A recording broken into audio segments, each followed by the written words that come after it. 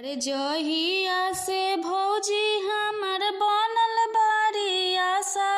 रे बनल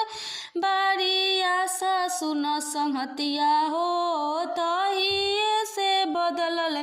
उनकर भाषा, सुन संगतिया हो तहिए से बदलल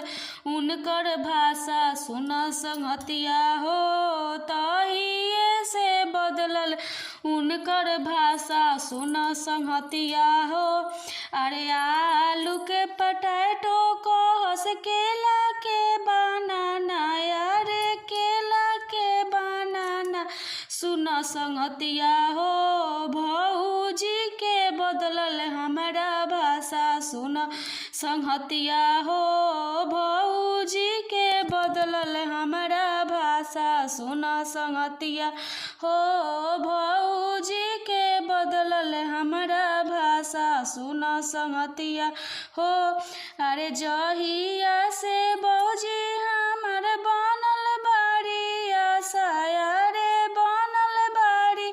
आशा, सुन संगतिया हो तहिए से बदलल उनकर भाषा, सुन संगतिया हो जहिए से बदलल उनकर भाषा, सुन संगतिया हो।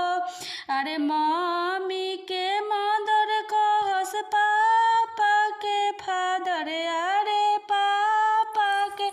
फादर, सुन संगतिया हो तहिए से बदलल उनकर भाषा, सुन संगतिया हो तहिए से बदलल उनकर भाषा, सुन संगतिया हो तहिए से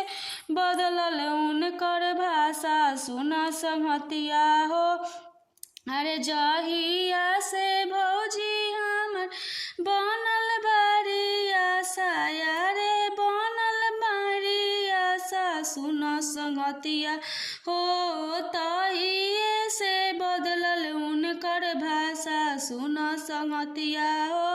भौजी के बदलल हमारा भाषा, सुन संगतिया हो भौजी के बदलल हमारा भाषा, सुन संगतिया हो।